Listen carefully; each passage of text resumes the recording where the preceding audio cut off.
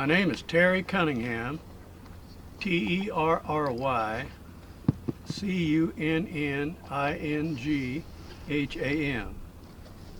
And Terry, how old are you? I am 72 years old. And I can confirm you're male, right? That's right. Okie doke. What is your date of birth? 8/23/48. Perfect. Where were you born? I was born in St. Louis, Missouri. Alright, and how long have you lived at your current home in Salem? In Salem, I've lived there since June of 1979. And how long have you lived in Missouri?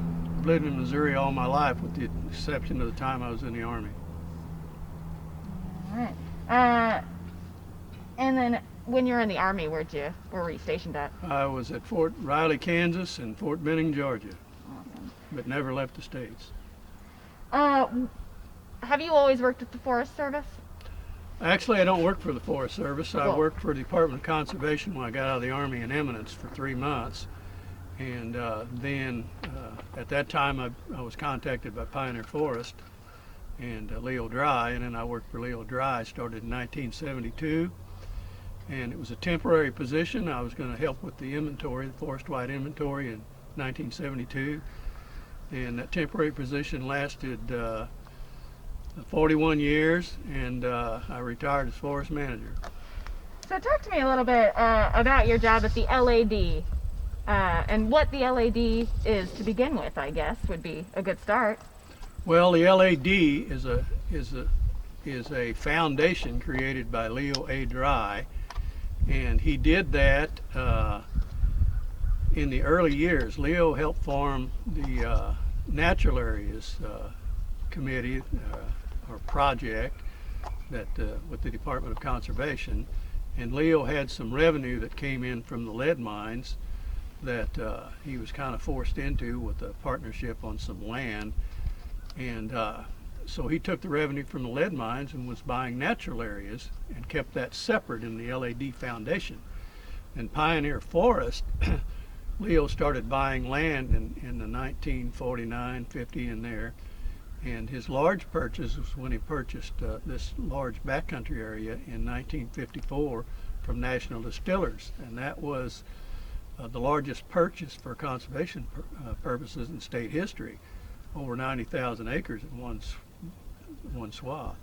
The Pioneer Forest got up to about 154,000 acres, and it was managed with single tree selection to be a model. The goal was to be a model for individual landowners, so it wouldn't be this cut out, get out, bust, boom, or whatever.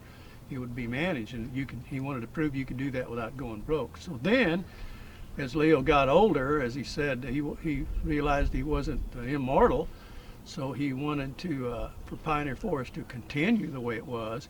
He already had the foundation set up, the LAD Foundation with his natural areas, so he gifted Pioneer Forest to the LAD Foundation, and he was chairman of the board up until he got older, and the board was 10 or 12 people, and Pioneer Forest is managed now and owned by the LAD Foundation, who also owns the natural areas, and some of the natural areas are run with conjunction of the Department of Conservation or state parks. And Pioneer Forest still maintains its mission, only it's owned by the LAD Foundation. So I've been involved with, known Leo Dry personally and the members on the board for as long as I've been employed. Now I'm on advisory council of the board as a retired forest manager. So can you kind of talk to me a little bit about when you started in '72 and, what your job was then and how that developed through the years? Well, in 1972, I was hired just temporary, as I mentioned, to help with their state or forest-wide inventory. They inventory all the forest to get their board foot volume and the condition of the forest every 5 years. It's the largest ongoing project in the state of Missouri. It's been measured every 5 years since 1952. And it's about 500 1/5 acre plots where every tree 5 inches and up is measured on that 5th acre. And it's a sample. And I was started to help on that temporary. Well, by the time it took about 4 months to complete that. And after the 4 months, they hired me, and I was sent. I was trained by Charles Kirk, the forest forest manager, I think they call him, and chief forester. And we didn't have many titles. There was only 6 of us. And he trained me in the old school way of marking individual trees and selecting and doing uneven age management, which is single trees are marked, and we harvested every 20 years. So he trained me in that, as opposed to what the government does, the Forest Service and the conservation, with clear cutting, which is called even age. So I was trained in that, and then I ran the lower end of the forest, which was at Van Buren, Missouri, to Ripley County, down Grandin and that area. I managed that. We had the forest divided up into districts, and I ran that district. And then when Charlie Kirk retired, I had to move to Salem in 1979. And I became chief forester at that time, and Clint Trammell was the forest manager. And we worked as a team. We were actually the second generation of managers. The first ones was Ed Woods and Charlie Kirk, and when Ed retired, Charlie took his place. And then it was Clint Trammell and I. Clint was hired 2 years before I was. And then Clint became the manager when Charlie retired, and then I was the chief forester. And then when Clint retired, then I moved up to forest manager, and we hired 2 other foresters from the university to begin training them, so we could have a sequence of takes a little bit of skill and time to learn the uneven age management, because it's not taught very well in the universities, because everybody, all the money goes into even age. And can you kind of talk to me a little bit about the single tree versus the clear cutting, and what the differences are, and why the foundation prefers one over the other? Well, it was Leo to start with. That, see, when in the 40s and everything, the land had been cut over real hard. The stave mills cut, the timber for ties, and you know, the land was cut pretty hard. Well, Leo, when he bought National Distillers, he didn't want his land to have these clear cuts. Well, what all of the agencies managed was single tree early. Their forest was pretty well devastated, and it was in restoration. Well, research in the late 1960s, mid 1960s, showed that it was difficult, and in their case, it showed that you couldn't regenerate oak without vast amounts of sunlight. And their plots showed that their premise was that you would regenerate maple and softwoods, but oak had to have all the light. Well, Leo continued that in his with some criticism, because the forest community was telling us, you're going to convert the acres to all this shade tolerant species, primarily maple. But we weren't seeing it on the forest, and Leo was a one-man owner, and he said, I'm not going to do that to my land. We're going to continue doing it. And over time, it showed that we were. We had a graduate student from the University of Missouri come down and do his doctorate, and under Professor David Larson, who is from Ellington, who actually worked on Pioneer when he was a boy in the summertime. And Ed started out with a premise that he was going to prove it didn't work. Well, halfway through, he had to change his deal because it was working. So that was kind of a breakthrough. And then James Goulden, who was from Monticello, Arkansas, who ran a forest experiment station, used uneven age management in pines, which is a little different, southern pine, but the theory's the same. And he got it written up into a Forest Service publication. And when the Mark Twain moved, that's the federal government, when they moved to change their management from even age to more uneven age, they used our data. Now the difference between the two, we use a 20-year entry. We selectively harvest lightly, and we have all 3 age groups. That's the definition of an uneven age forest. You have 3 different distinct age groups occupying the same area at the same time. Even age is like it says, you reduce it, you cut it all, you let it all come back the same age. Then you can thin it throughout time, but the main thing is they're all the same age. So when they reach a mature age, 80 or 100 years, it'll be cleared off again. So you have a quilt. This is 20 years old, this is 40, this is 50. and you just cut these patches hard. And the research has showed you can do it the other way. The main difference to me is they're both scientifically based, they both work, but the public does not like the clear cuts. And I personally don't like them. I mean, it's not a question of whether you're going to regenerate the forest or not. We know it'll do that. For a long time they said the uneven age we were doing would not do it, and we know that's not true because we've got, since 1952 we've got data, and the Forest Service used our data in developing their uneven age program. So it's the uneven age, you maintain a forest character. You also can have the neotropical songbirds. There's some of them that like these big pieces of land, like the scarlet tanager, that needs old type canopy, whereas clear cuts, they have to move. It just the microorganisms in the ground.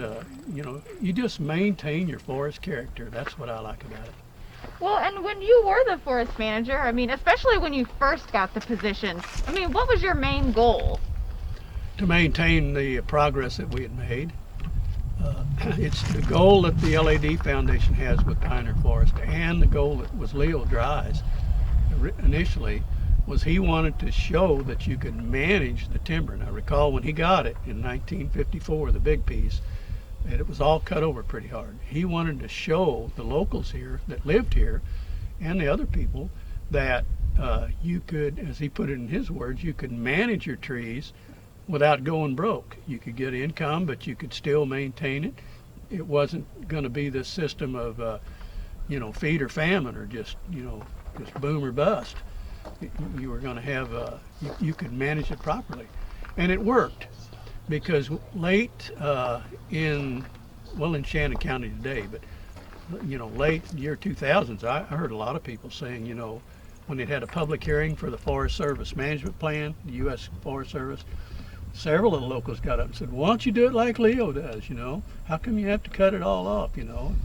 And the public, his goal was to demonstrate, and still is to demonstrate, responsible forest stewardship, and he did it.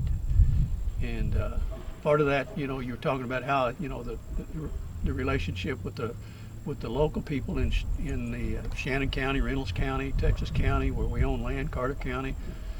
It's pretty good, and a lot of them say that. Well, Leo's a good neighbor, and that's different than what they say about like the Missouri Department of Conservation, and can you kind of explain why you guys do have a good relationship with the citizens, and why more of the federal government doesn't have as great of a relationship with them? Well, that's a complicated question. First of all, in these rural areas, very highly independent people, and they go way back to the North Carolina and Tennessee, and there's a distrust of government, always has been. Government ideas, the big joke is I'm with the government, I'm here to help you, and a little skepticism. But I think one of the main problems is, and I think these agencies know it themselves, is that they move people in and out. They don't have a lot. They hire local people some, but their staff, they're building a career, and the way you get promoted is you work on a district somewhere, and then you go to a bigger district, and then you become a supervisor of the National Forest, and then you may make it all the way to the Department of Agriculture in Washington, D.C., each time with a promotion. And people aren't on the ground long enough to maintain relationships with people. I think that has a lot to do with it. And their hands are tied by federal regulation and rules. When we were working for one guy, just a phone call away, we could just say, what do you think about this? Whereas, the paperwork and that with the agencies is a little bit to where, you don't get an answer within 24 hours or right off the cuff. It's just that kind of a deal. That's part of the reason why. And I think the big reason is just a distrust of government. It's just been there since their grandfathers, and I grew up in Crystal City, which is a town over on the Mississippi River, south of St. Louis a ways, and that distrust of government was in our family too, but you were surrounded by it everywhere and you just got acclimated to it, whereas here it's the individualism, and I think has a lot to do with it. And of course the public just does not like clear cutting, and if you're on that system, they've been on it since 64, 65, and you know, that's a generation easy enough. Do they still do that to this day? Oh yes. Now they've mitigated it by doing uneven age management in special units and sensitive areas and that sort of thing. That's what they use some of our data to develop their system, but you still see clear cuts. You know, I know that you focus on a lot of like maintaining the forest, but did you notice change over time just naturally? Oh yeah. And by change, I mean the forest grows. When the first inventory was done, they were growing like 500 board feet per acre and had, you know, 500 board feet per acre standing. They were growing like a 500 board feet per acre per year. And the last inventory, it was almost 4,000 board feet per acre per year. Trees get bigger, trees grow, you have more stocking. You know, the other big thing that changed this country is closing the open range. You know, they had hogs, they had cattle, you know, all over southern Missouri, and the range was closed in 1965, so rather recent. Now there's a feral hog problem that's started up that they're trying to get a handle on, and the Department of Conservation, I think, is doing a good job with that. I mean, it's a plan and they're sticking to it, and it seems like an impossible thing to do, and Pioneer Forest is cooperating with traps and hunters to take them down, but they just grow so fast that they're pretty destructive. So there is a place, and I think for a fact, and I think a lot of people would admit it. The riverways, for example, I know people are a little down on the Park Service a little bit all the time, you know, rules and regulations, but most of them will come down to it and say if it wasn't for them, it would be far, far worse, because they are protecting our rivers. And the same way with the conservation. It's deer season now. Well, if it wasn't for them, we wouldn't have any deer. They didn't have deer in Missouri hardly when I was a boy, you know, and wild turkey. They've done an excellent job on restoration of some things. But if you're going to criticize government and government agencies, you can just about go anywhere in the state and get that. And, you know, I have a degree in forestry from the University of Missouri, graduated in '71. And, you know, I knew everything but didn't know anything, as that saying goes. And, you know, just meeting people who were the salt of the earth, working hard, good people, good loggers. And we, on Pioneer, we didn't have to bid timber out. We tested the market with a bid sale every now and then, but we could pick and choose our loggers, and we had guys that were exceptional, because doing single tree selection, you didn't want somebody that was rip and tear, you know, and tearing up trees and damaging your residual stand, and you leave a nice tree and get it bark knocked off of it. We didn't tolerate that, so we kept good loggers and pretty well kept them in timber. You know, they did a good job. When they were finished with one section of ground, we had another one ready to go, and we usually maintain 6 to 10 loggers for the most of the time, and now probably close to 15 or 20, just because the forest has grown so much that acres that were cut in the 30s hard are now, you know, coming into production, single tree.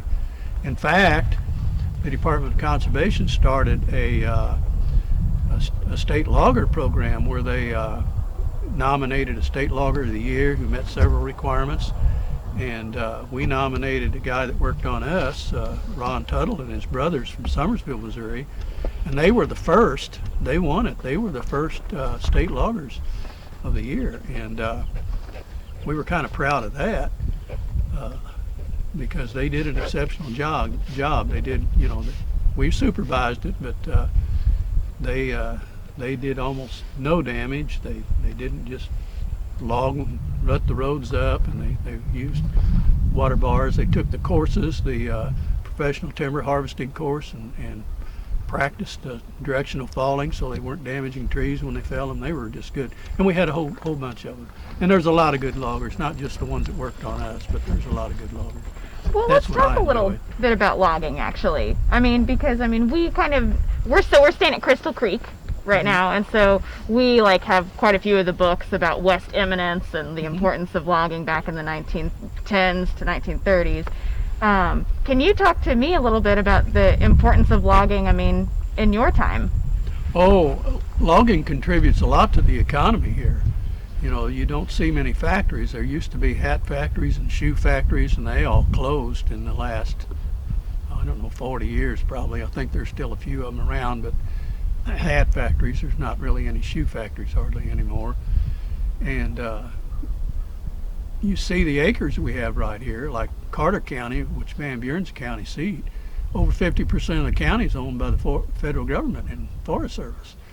And their tax base is down, their jobs, of course, they're on the U.S. highway, so their tourism jobs are pretty big. But timber industry contributes a lot. The Missouri Forest Products Association has the numbers on this, but they contribute a lot to the local economies. And it also fits with that rugged individualism. You know, the guys are so-called their own boss, you know, they have their own crews. And the difference has happened when it started. There were still a few horse loggers around, quite a few, and logging with mules. And now, you know, they have big trucks with trailers, and they have big skidders and loaders and nice equipment. And it takes quite a bit of capital to get it going there. You know, investment that you just don't stand up. And the other thing that's happened, and which has probably happened before all through the ages, they're usually family deals. You know, a father and a son or a grandfather, and it's passed down through the years. And there's, you know, a pretty good work ethic because they have all that equipment and they have to produce and they have to make payments. And that money usually stays in the places where they live. They usually shop locally because you know, they're home, and it contributes a lot to the economy. It sure does. Now, do you have anything that you just want to say or want us to know, specifically just about your job and your time with the LAD? Well, I feel it an honor to work for an organization that was environmentally sensitive, culturally sensitive. You know, it's a matter of pride. You know, you're sitting in a meeting and you hear some neighbor get up, you know, maybe a hearing on the Forest Service plan or something, and basically, you know, why don't you do it like Leo did it, you know? And it just lets you know that Leo's goal of being a demonstration area of good, reasonable management, you know, that just tells you a neighbor looked across the fence and seen what happened throughout his lifetime, and he liked it. And then sitting there as a forester, you know that it was scientifically accurate. It was done properly. Not only is it aesthetically pleasing, it paid the bills, and it did just exactly what he set out to do, to be a demonstration forest, and that continues today. And just the idea that, you know, it's kind of rewarding. I can remember as a young forester, that year, first year I worked for 3 months for the conservation department before they hired me. And, you know, you'd go out on a log sale with the guys, and you know, the young guy, you could kind of tell that, you know, they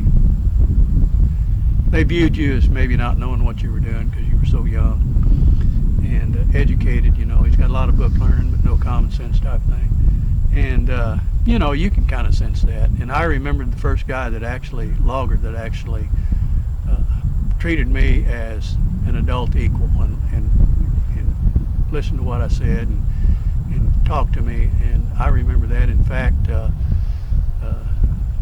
he just was buried here about a month ago, you know, an old man. And, you know, you remember that sort of thing. And I think it's a two-way street. The neighbors see it the same way. You know, they have an opinion, and they value their land. They value it's their home place, you know. And they can sense when somebody looks down their nose at them. I mean, I can sense that. I sensed it. Everybody does, you know. And it's you know, I know a lot of the tourists from town, you see this on blogs and things, you know, about, you know, how poor they think the country is down here, and how, you know, we come down and, you know, we spend our money, and we you know, they ought to appreciate us, blah, blah, blah, because I think it's condescending, that sort of thing.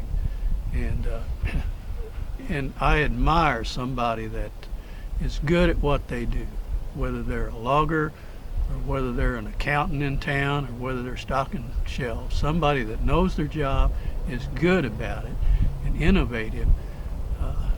I just enjoy, and I enjoyed working with loggers. I enjoyed working with sawmill people, and I enjoyed working with our neighbors who own land right next to us. We had over 700 miles of property lines, so we had a lot of neighbors, and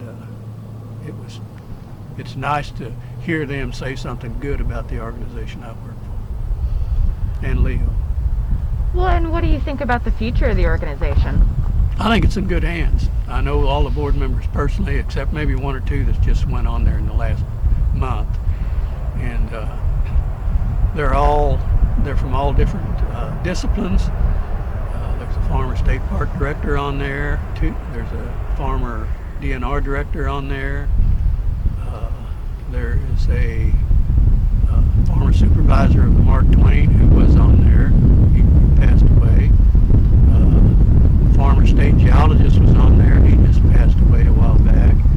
And it's a mix of different people who know our mission, who know what we do, who are from different backgrounds of land management, you know, geologist, forest supervisor. And why is that so important? Well, it gives you, you know, there's several sides to an issue. You know, if you want to log an area that has a sensitive deal in it, you know, there's somebody there that knows a little bit about wetlands, or somebody there that knows something about sinkholes. There's a historian on there. It gives you they can make wise decisions by listening to multiple disciplines, rather than being at odds. You know, you hear the common things through the years. Well, it's the environmentalist against the Forest Service, or the Forest Service against private. It's just, you know, need to work together, and it's working. That's the way Leo set it up, and it's working. And I look to continue. You know, just the way the forest is managed, it's in good hands. We've had always try and keep a manager and a chief forester and a couple others in the Salem office that are college trained. Even the technicians now have got training in some type of natural resources thing. I think one of them or two of them from the SMS in Springfield have a degree in some kind of natural resources thing. It may not be forestry, but it's a land management type thing, or parks and recreation or something. But it's a multidiscipline approach, but it's all hinged around the wise management of single tree selection, uneven age management. Oh, pardon me just a second. Shane, did you check the low cut switch on the thing? How about you check it, whatever you're talking about? Yeah, you bet. Let me make sure that. I'm gonna blow my nose. It's hard. Oh yeah, that's okay. Well, and I will say, guys, I have the only other question I have for you really are about your talents, hobbies, and Ozark cultural interests. Unless, does anyone from the group have questions more very specifically forest related? Yeah, I wonder if you could just go back a couple of minutes and if you would, please. So tell us the story about that logger who, for the very first time, treated you as an equal. That just Oh, really? sounds lovely. Yeah, if you could tell us more about that day and the incident and the particulars. Well, I remember the day because it was in 1972 early. I worked 3 months for Department of Conservation when I got out of the Army. Can you tell me the story? I'm sorry, just for eyeline. Yeah, sorry. Yeah. Talk And to me about it. It was 1972, and I got out of the Army, and I went to work for the Department of Conservation. Temporary, because then they didn't have the tax. They were looking for money, and they hired me with some leftover vehicle money. and sent me to Eminence, which was fortunate because it was only 3 months. Well, then Pioneer was having their inventory come up, so they hired me, But during that time, I went out with their district forester, Charlie Santa, and their timber forester, Bill Klatt. Both of them were Missouri Forestry graduates. And we went up toward Acres Ferry out here to look at a timber sale that the Givens brothers bid in. And Melvin Givens was the guy that was the brother that was really in charge, and his brother Louis was there. They were loggers. And so Bill and Charlie were talking to Melvin, looking around. Well, Louis was with me. And it was just really, he'd asked me several questions about, did I enjoy being there, just kind of personally. And then he asked me a couple of forestry questions, and he just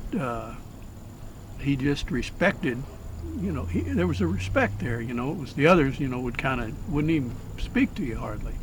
But he spent a little time. And then through the years, working in Salem, Louis and his brother logged down at Jadwin's, and they had a sale with Pioneer for a couple times. And in fact, Louis, when he got older, was kind of looking for a little bit of supplemental income, cutting cordwood or cutting some pine posts, something that really cost more time than it brought in money. And I always when Louis had called, I always kind of found something for him to do, It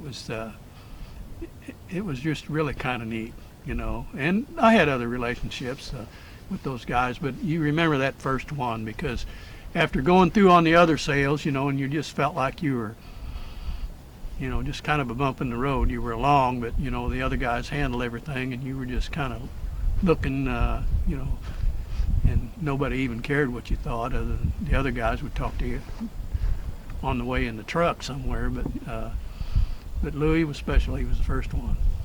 Yeah. Well, and do you think that's kind of why you stayed in it? I mean, to try to be... Well, that personal relationships is. Now, I like living out. Even the town I grew up in back then was a little rural then, but it's not now. It was, 40 miles south of St. Louis on the river, and it was German heritage. And it was the time in the 50s when you could ride your bike all over town, and everybody knew you couldn't do anything because they'd tell your mom, because everybody knew everybody, and little stores and all that. And just being out here, I loved it first time I got here.